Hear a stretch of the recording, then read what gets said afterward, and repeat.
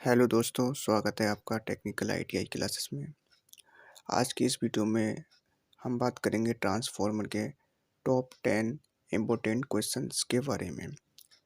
तो चलिए शुरू करते हैं बिना टाइम वेस्ट किए आज की वीडियो। क्वेश्चन नंबर 1 है हमारे पास, ट्रांसफॉर्मर किस प्रकार की डिवाइस है? क्या घूर्णी है, क्या अचल है, या विद्युत स्थैतिक है, या चुंबकीय है? तो ट्रांसफॉर्मर में कोई भी रोटेटिंग पार्ट होता नहीं है, तो ट्रांसफॉर्मर घूर्णी डिवाइस तो होगी नहीं। तो हमारे पास ट्रांसफॉर्मर है कौन सी डिवाइस, किस तरीके की डिवाइस है हमारे पास? ट्रांसफॉर्मर हमारे पास अचल डिवाइस होती है।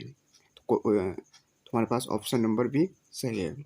चलते हैं क्वेश्चन नंबर 2 की तरफ। एक ट्रांसफॉर्मर किस सिद्धांत पर काम करता है? म्यूचुअल इंडक्टेंस के, सेल्फ इंडक्टेंस के, विद्युत स्थैतिक प्रभाव के, ताप प्रभाव के? तो ट्रांसफॉर्मर जो है हमारे पास किस सिद्धांत पे काम करता है? सेल्फ इंडक्टेंस पे हमारे पास सिर्फ ऑटो ट्रांसफॉर्मर जो है वो ही काम करता है। तो ऑप्शन नंबर भी हमारे पास गलत हो जाएगा। विद्युत स्थैतिक प्रभाव पे इस पे नहीं करता, ताप प्रभाव पे इस पे भी नहीं करता। तो हमारे पास ट्रांसफॉर्मर जो है वो म्यूचुअल इंडक्टेंस के सिद्धांत पर काम करता है। ऑप्शन नंबर हमारे पास ए सही है। चलते हैं नेक्स्ट क्वेश्चन की तरफ। क्वेश्चन नंबर 3 हमारे पास, ट्रांसफॉर्मर का मुख्य कार्य क्या होता है? वोल्टेज और शक्ति में परिवर्तन किए बिना आवृत्ति में वृद्धि या कमी लाना, आवृत्ति और वोल्टेज में परिवर्तन किए बिना शक्ति में वृद्धि या कमी लाना, आवृत्ति और शक्ति में परिवर्तन किए बिना वोल्टेज में वृद्धि या कमी लाना, फ्लक्स में वृद्धि या कमी लाना। तो ऑप्शन नंबर डी हमारा बिल्कुल गलत हो जाएगा, क्योंकि ये फ्लक्स में कोई भी परिवर्तन, कोई भी चेंजिंग नहीं करता। तो वो इस हम जानते हैं कि हमारे पास जो ट्रांसफार्मर में क्या होता है कि आवृत्ति और जो हमारे पास आवृत्ति होती है और शक्ति, ये दोनों कैसे रहते हैं? ये दोनों हमारे पास स्थिर रहते हैं। ये इन दोनों में कोई भी परिवर्तन नहीं होता। तो आवृत्ति में वृद्धि या कमी लाना नहीं, ऑप्शन नंबर ए गलत। शक्ति में वृद्धि या कमी लाना, ऑप्शन नंबर बी भी गलत।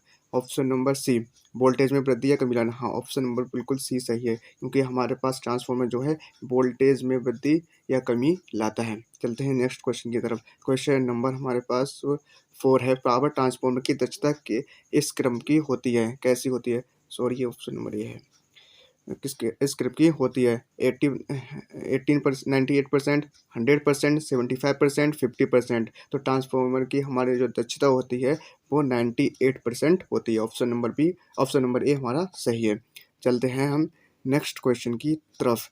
वास्तविक पैरामीटर में घर्षण हानियाँ होती हैं। तो हम जानते हैं हमारे ट्रांसफार्मर में कोई भी रोटेटिंग पार्ट तो होता नहीं है। अगर रोटेटिंग पार्ट नहीं है तो ट्रांसफार्मर में घर्षण हानि होगी? बोलेंगे नहीं होती। ट्रांसफार्मर में केवल 2 हानि होती हैं। कौन कौन सी? एक होती है ताम्र हानि और दूसरी होती है हमारे पास लोह हानि।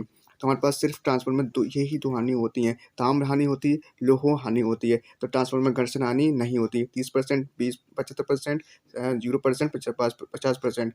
ये भी गलत, ये भी गलत, ये भी गलत। ऑप्शन नंबर सी हमारे पास सही है। ट्रांसफार्मर में घर्षण हानि 0% होती है। चलते हैं नेक्स्ट क्वेश्चन की तरफ। क्वेश्चन नंबर हमारे पास 5 है, ट्रांसफार्मर में हिस्टैरिसीस हानियाँ निम्नलिखित द्वारा कम की जाती हैं। किसके द्वारा हिस्टैरिसीस हानि कम की जाती है? हिस्टैरिसीस हानि होती कैसे, क्यों होती है? हिस्टैरिसीस हानि कोर में बार बार चुंबकीय तथा विचुंबकीय प्रभाव होने के कारण हिस्टैरिसीस हानि होती है। तो इसको किसके द्वारा हम दूर करते हैं? तो हम आयरन कोर में लेमिनेशन की मोटाई कम करके? नहीं, इसके द्वारा तो हम बवरदार हानि को कम करते हैं, तो ये नहीं हो सकता। स्टील एमिशन के सिलिकॉन अंश की नियंत्रित करके, ट्रांसफर पर लोड कम करके, इनमें से कोई नहीं। ट्रांसफर पर लोड कम करके नहीं कर सकते, क्योंकि ट्रांसफॉर्मर मतलब लोड के ऊपर ये हमारी हिस्टैरिसीस हानि निर्भर नहीं करती। क्यों नहीं करती? क्योंकि हमारे पास हिस्टैरिसीस हानि जो है वो कैसी हानि है? ये स्थिर हानि है, हमारे पास स्थिर हानि है, इसलिए हम मतलब लोड पर ये निर्भर नहीं करती है। तो हमारा ऑप्शन बी सही हो जाएगा, स्टील लेमिनेशन की स्टील अंश नियंत्रित करके। इसमें हम हिस्टैरिसीस हानि कम करने के लिए हम सिलिकॉन का यूज़ करते हैं। तो सिलिकॉन की कितनी मात्रा होती है? तो हम 3.8% से 4.5% सिलिकॉन का यूज़ इसमें करते हैं। चलते हैं अपने नेक्स्ट क्वेश्चन की तरफ। क्वेश्चन नंबर 6 हमारे पास, ट्रांसफार्मर में नियत हानियाँ होती हैं। कौन कौन सी हानियाँ हमारे पास ट्रांसफार्मर में नियत होती है? हिस्टैरिसीस हानि होती है? हाँ होती है। एडी करंट हानि नियत होती है? हाँ होती है। ताम्र हानि नियत होती है? नहीं होती। ताम्र हानि लोड पर निर्भर करने वाली हानि होती है। तो एडी करंट हानि एवं हिस्टैरिसीस हानि दोनों। तो हाँ, ऑप्शन नंबर डी हमारा सही हो जाएगा, क्योंकि दोनों हानियाँ स्थिर अनियत हानियाँ होती हैं। चलते हैं अपने नेक्स्ट क्वेश्चन की तरफ। क्वेश्चन नंबर हमारे पास 7 है, एक परमाणु यानी ट्रांसफार्मर में कुल हानियाँ निर्भर करती हैं? किस पर निर्भर करती हैं? हम जानते हैं ट्रांसफार्मर का काम क्या होता है, वोल्टेज को बढ़ाना व घटाना, वोल्टेज को बढ़ाना या घटाना है। साथ में धारा को भी ये बढ़ाता या घटाता है। तो जब ये इन दोनों पर ही निर्भर करता है तो हमारे पास ट्रांसफार्मर की हानि भी किस पर निर्भर करेंगी, वोल्टेज और धारा पर ही निर्भर करेंगी। केवल वोल्टता पर नहीं करती, वोल्टता और धारा के बीच वाला कोण इस पर भी निर्भर नहीं करती, केवल धारा इस पर भी निर्भर नहीं करती, दोनों पर निर्भर करती हैं।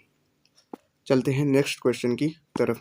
क्वेश्चन नंबर 8 हमारे पास, एक ट्रांसफार्मर में इस्तेमाल लेमिनेशन की मोटाई आमतौर पर क्यों जाती है? हम जानते हैं लेमिनेशन हम क्यों करते हैं, तो लेमिनेशन हम ववर धारा हानि को कम करने के लिए करते हैं।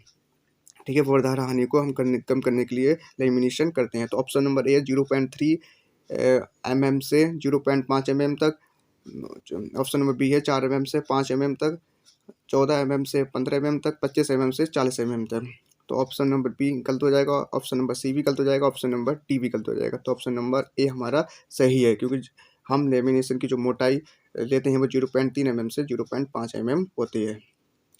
चलते हैं नेक्स्ट क्वेश्चन की तरफ। क्वेश्चन नंबर 9 है हमारे पास, ट्रांसफार्मर का क्लोड बनाने के लिए सबसे उपयुक्त सामग्री कौन सी होती है? हॉट रोल्ड ग्रेन व्यवस्थित स्टील, इसका यूज़ हम नहीं करते। कास्ट स्टील का यूज़ करते हैं, बोलेंगे इसका भी नहीं करते। कोल्ड रोल्ड ग्रेन व्यवस्थित स्टील, हाँ इसका हम यूज़ करते हैं। कास्ट आयरन का तो बिल्कुल नहीं करते। कोल्ड रोल्ड ग्रेन व्यवस्थित स्टील, इसको हम कार्गो भी बोलते हैं, CRGO, कार्गो भी इसको बोला जाता है। Cold rolled grain oriented. ठीक है, चलते हैं आज के लास्ट क्वेश्चन की तरफ। क्वेश्चन नंबर 10, ट्रांसफार्मर में प्राइमरी और सेकेंडरी के बीच इंसुलेशन प्रतिरोध होता है। तो इस क्वेश्चन के लिए मैं आप लोगों को टाइम लेके बताना चाहता हूँ कि हमारे पास जो प्राइमरी वाइंडिंग है और सेकेंडरी वाइंडिंग है,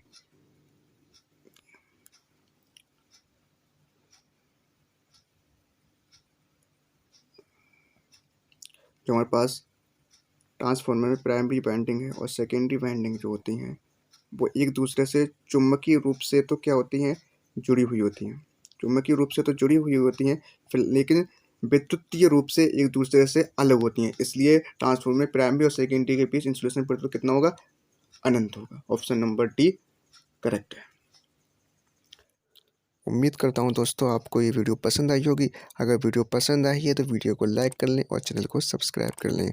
आप लोगों की लास्ट में एक क्वेश्चन है, बताइए शुष्क सिलिका जेल का रंग कैसा होता है? मिलते हैं नेक्स्ट वीडियो में, तब तक के लिए बाय एंड टेक केयर।